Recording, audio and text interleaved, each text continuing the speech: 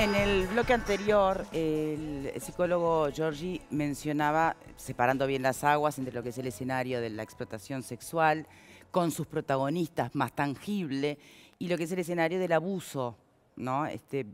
Y ahí hablaba de la palabra del silencio, porque suele ser intrafamiliar o entre personas del núcleo familiar o amistades.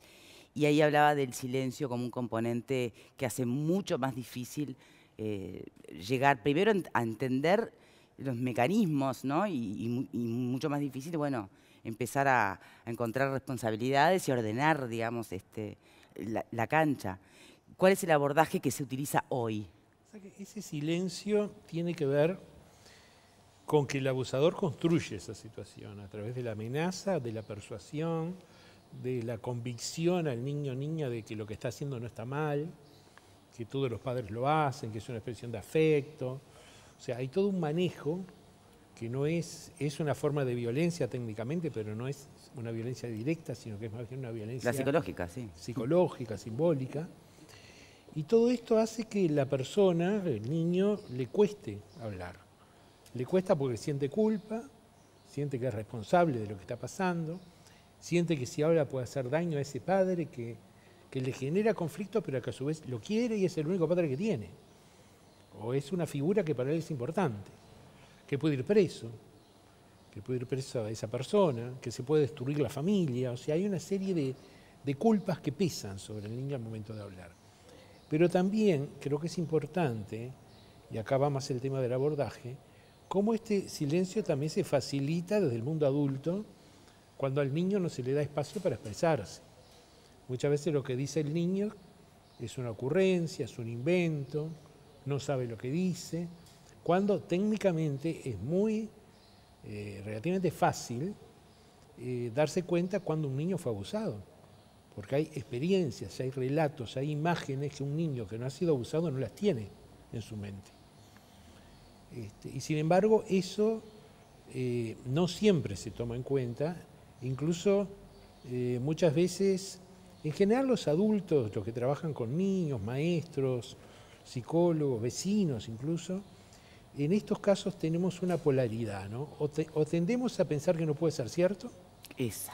No puede ser. No, no puede Fulanito, ser. que fíjate lo bárbaro que es en esto, esto y esto y esto. Él no puede ser. Típico. No puede ser. Y cuando nos convencemos de que es, ahí nos entra una especie de furia que queremos linchar a la persona sin tener en cuenta el lugar del niño. Que muchas veces le hacemos más daño si no damos los pasos de forma sensata, correcta, medida, ¿verdad?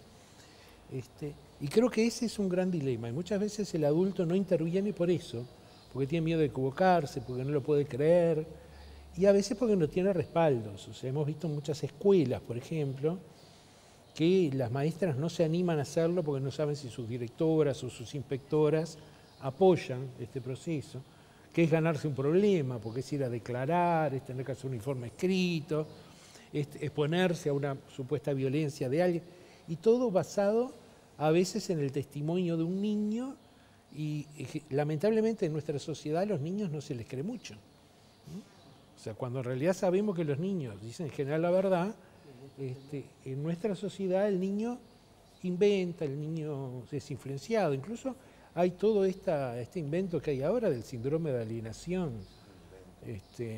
que bueno, que justamente va en esa línea, ¿no? De que los niños dicen cosas que otros les dicen y de esa manera se invalida el testimonio del niño, con lo cual se sigue construyendo ese silencio.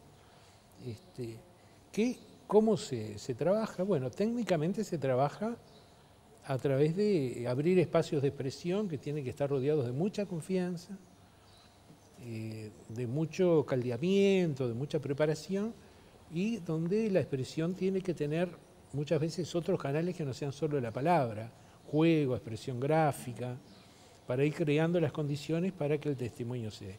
De ahí la importancia de las herramientas técnicas que se tengan al momento de levantar los testimonios de los niños. O sea, un niño no se lo puede interrogar como se interroga un adulto, más sobre estos temas especialmente, ¿no? ¿Y cómo sostener el resto del núcleo familiar? Seguramente es una madre que se le va a caer el mundo cuando sepa, si es que no lo sabía, ¿no? O sea, hermanos que también van a ser testigos. O sea, esto es como se cuela en el ADN de demasiadas personas. Además, mientras dura ese proceso, el niño suele estar ahí adentro de esa familia. Porque se puede sacar al abusador, pero sigue la madre reprochando, mirá lo que pasó por lo que dijiste, los hermanos algunos se afilian a uno y a otro, o sea, hay toda una situación familiar muy compleja donde el niño queda en el medio de todo eso. En este país, cuando se logra procesar con prisión y cuando hay sentencia se le declara a una persona, a un señor, como haber abusado sexualmente de un menor, ¿en la cárcel recibe tratamiento específico o no?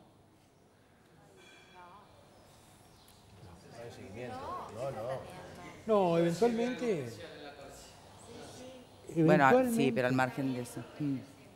Eventualmente él podría solicitarlo, pero no es un mecanismo que esté instituido, que esté... No. ¿El abusador es un enfermo? A ver, el abusador no es una persona sana, pero creo que la categoría de enfermo es muy benévola para el abusador, porque el abusador sabe lo que hace. No enfermo inimputable. Lo que me refiero es, porque es imputable, si es una patología, si necesita un tratamiento específico, porque si no va a salir de la cárcel y va a volver a hacerlo. No, es una patología, se puede intentar un tratamiento, la experiencia internacional no es buena en cuanto a tratamiento de este tipo de situaciones.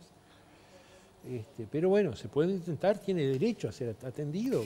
Tú no es un... ¿Qué quiere decir? Yo considero que no es una patología, digo, no solamente yo, sino hay corrientes que trabajamos en estos temas, que no es una patología psiquiátrica, que no es una enfermedad de la personalidad, de la misma forma que la violencia doméstica, la violencia que ejerce una pareja hacia su compañera. Pero hay talleres hoy que se dan a hombres violentos. Claro, pero no como una patología, ¿no? Son talleres de reeducación de la conducta y se habla mucho de todos los aspectos culturales, así como el señor que paga por sexo con la gurisa de 14 tampoco tiene una patología, sino que lo que está haciendo es uso de su lugar de poder y de alguna forma está amparado por una cultura que genera esto, ¿no?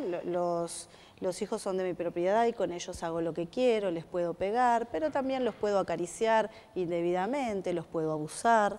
Si bien existe un tabú... Por eso te iba a decir, porque la cultura del pago a una menor para tener sexo, la hemos escuchado hasta el cansancio, la visualizás. Sí. Pero esta otra cultura, la de porque como es mi hijo hago lo que quiero, me cuesta más. Sin embargo, cuando uno ve las historias de vida de esos gurises, de esas gurisas y de esos abusadores, no ve una patología determinada, ¿no? Sino lo que ve, ahí hay un autor muy interesante que se llama Finkelhorn, que habla de varios elementos que tienen que aparecer en una persona para que el abuso se cometa. Tienen que haber algunos aspectos más individuales, sí, de personalidad, alguna historia previa, pero también hay aspectos culturales que de alguna forma lo colocan en ese lugar del patriarca, ¿no? El dueño de la familia, antiguamente el señor feudal, que era permitido que el derecho de pernada, ¿no? La primera noche con las personas, la mujer del feudo. O sea, en cuanto a la sexualidad, han habido muchas cuestiones culturales que permiten, que legitiman, que de alguna manera van flexibilizando y que eso luego termina en una persona particular e individual. Pero lo que nosotros vemos es que no hay una patología que uno diga esta persona necesita un tratamiento psiquiátrico porque está medio loco y por eso abusó de su hijo. Siempre hay una pregunta que me hago, después me la contesto sola, ¿no? Pero es como que, ¿viste? Y después te olvidas de la respuesta y volvés a hacértela, se ve que no termino de entender. En muchos aspectos que tienen que ver con la conducta humana, que entran en lo delictivo, pero entran hoy en lo delictivo, no tiempo atrás. Y sobre todo aspectos que tienen que ver con la sexualidad y las cuestiones de género, ¿no? Yo me pregunto si las conductas hoy catalogadas como delictivas son producto de nuestra cultura o en realidad son anteriores. Es decir, si tienen que ver con nuestra naturaleza, porque son orígenes diferentes, o por lo menos uno necesita abordajes y hacer pronósticos diferentes. Pero si están en nuestra naturaleza, siempre vamos a estar atrás. ¿Tiene que ver también con ¿Se entiende la pregunta que hago? ¿Hay respuesta? Sí. ¿Vos tenés? Yo entiendo que hay una regresión cultural que estamos viviendo. Esto es Porque un problema capaz que hoy es el discurso que hay que ir totalmente en contra de determinados comportamientos porque hoy son considerados... Pero no lo eran antes. Y es cierto, suena mucho mejor el mundo hoy. Y como lo queremos domesticar al mundo, pero domesticar a los humanos, digamos. Pero es un tema cultural. La esclavitud estaba permitida antes. O sea, claro. A medida que avanzamos en la civilización, no, pero estoy hablando de los parámetros. Estoy hablando más de una cuestión de comportamiento más, más primitivo. Si te parás al lado de la prostitución o del comercio sexual de menores, eso sí está en la naturaleza del hombre, el buscar una mujer cada vez más joven. Eso creo que es más de la naturaleza humana. Ahora, el tema del abuso me parece que es un tema más cultural. Y creo que por ahí hay que agarrarlo. Ahora sí, yo concuerdo con Georgie en que los tratamientos a nivel mundial han probado ser bastante ineficaces, porque siempre se dice lo mismo, es muy difícil cambiarle el gusto a alguien. Entonces, ¿cómo le cambias tú al pedófilo el gusto por el deseo o el sexo con el niño? Entonces, lo que se ha intentado a nivel mundial es medicarlo para bajarle el impulso. Entonces, vuelve una suerte de naranja mecánica. Mentalmente él se recrea la imagen, pero no la puede actuar. Por eso me parece que es bueno el registro de este tipo de ofensores. Andrea. Sí, yo quiero aclarar que el pedófilo no es el padre que abusa de la hija. No, claro. Es otro. Es otra, ¿no? otra figura, El sí. padre que abusa de la hija no es pedófilo. Porque el pedófilo sí tiene una patología, un problema. No quiero hablar de cosas que exceden mi disciplina, pero no es el padre que abusa de la hija, que es otra cosa. A ver, permíteme, sí. No, sí, termina con... No, y respecto de...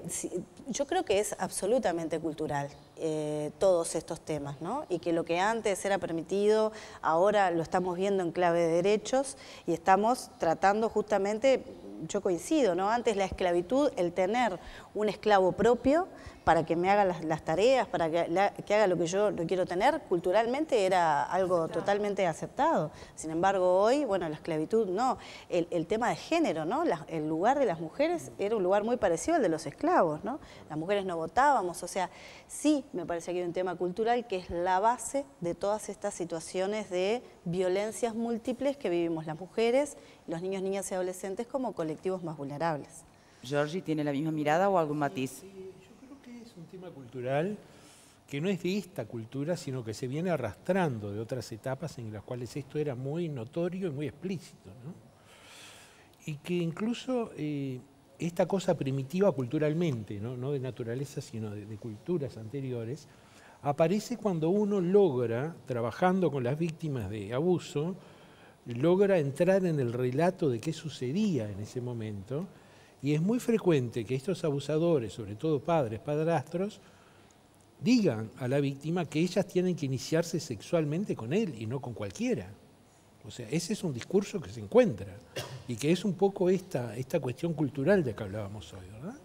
O sea, esta posesión de esa mujer joven, que no es mujer, sino es niña, pero bueno, de esa mujer joven que, bueno, que parece que es propiedad de él y no la quiere entregar a otro antes de acceder a él.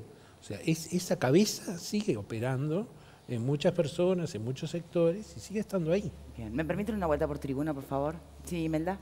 Yo quería decir, las personas que sufrieron abusos de niños generalmente lo sacan para afuera cuando son más grandes, cuando son mujeres, y en ámbitos donde sienten un apoyo y un respaldo, donde son escuchadas.